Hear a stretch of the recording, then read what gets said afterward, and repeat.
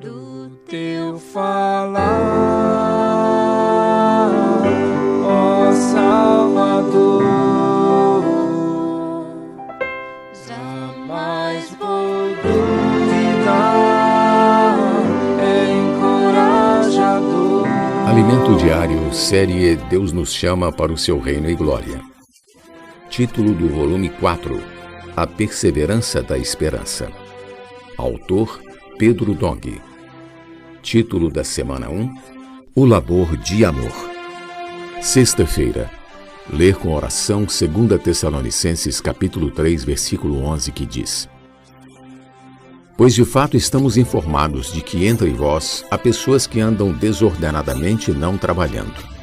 Antes se intrometem na vida alheia. Trabalhar e se portar com dignidade perante os outros. Necessitamos de bons modelos na igreja. Todos nós que almejamos amadurecer na vida cristã e cooperar com a edificação da igreja, precisamos preocupar-nos em nos tornar modelo para os outros. Aqueles que são obreiros, ao visitar as igrejas em outras cidades, devem deixar bons exemplos para ser seguidos pelos irmãos. Quando uma criança nasce, se a primeira mamada dela for errada, fica difícil corrigi-la depois. Da mesma forma, ocorre com a igreja.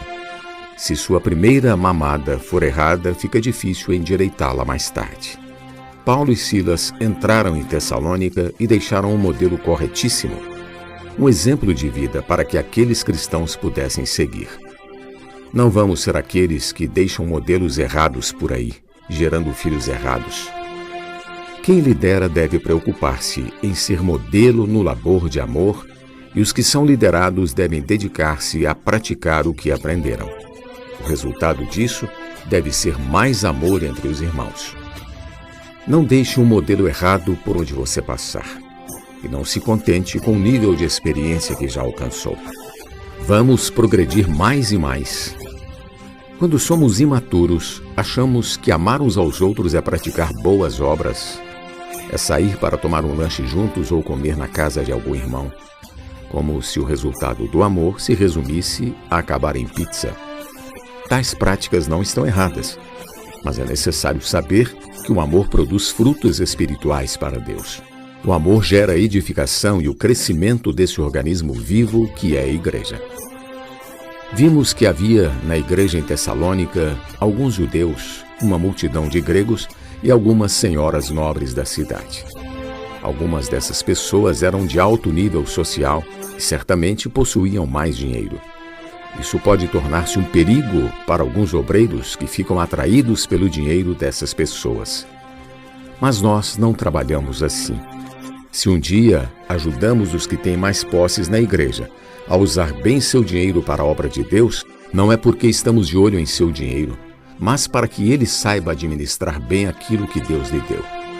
Não ambicionamos o dinheiro de ninguém, pois o dinheiro ofertado para a obra de Deus pertence ao Senhor.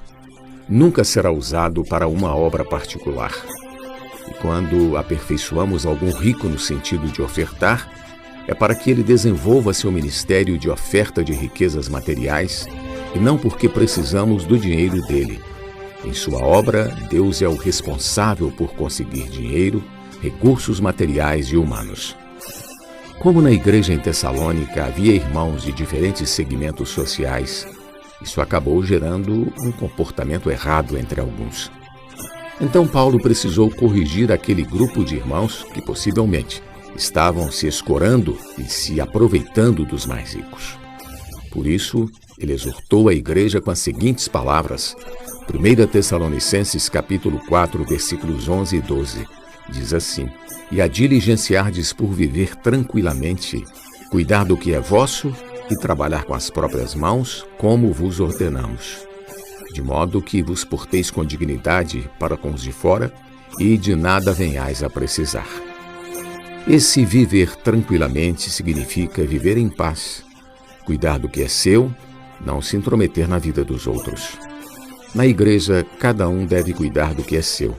e cada um deve trabalhar com suas próprias mãos. Em outras palavras, não viva às custas de ninguém. Trabalhe, sempre alerta aos obreiros. Muitos deles vivem de ofertas, que não se comportem como aqueles judeus que faziam jejuns e mudavam seu semblante para que todos percebessem sua condição. Um obreiro que vive de ofertas deve portar-se com dignidade. Mesmo que esteja passando por alguma necessidade financeira, ainda assim, não deve sair por aí falando para as pessoas. Deus é responsável por seus servos, portanto, não precisamos demonstrar sofrimento ou necessidades para os outros. Se você é servo, porte-se com a dignidade que dinheiro nenhum pode comprar. É assim que nos devemos portar com os de fora. Paulo exortou a igreja a que admoestasse os insubmissos.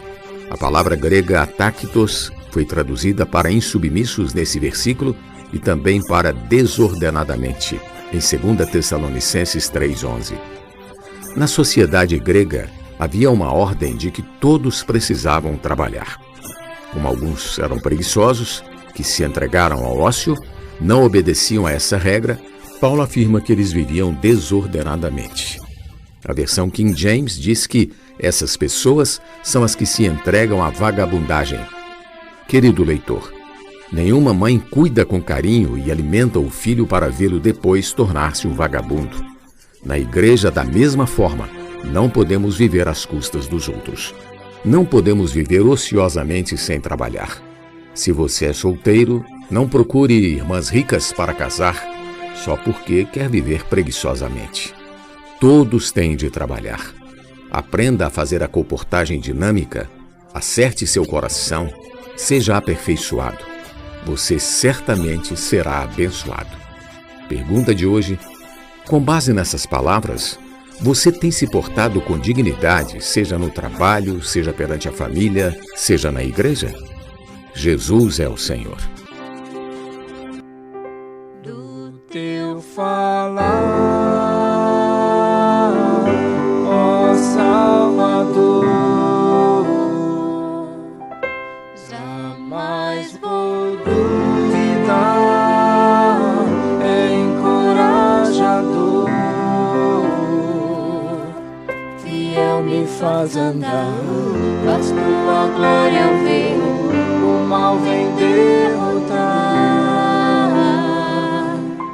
Fiel me faz andar, faz tua glória ver, o mal vem derrotar.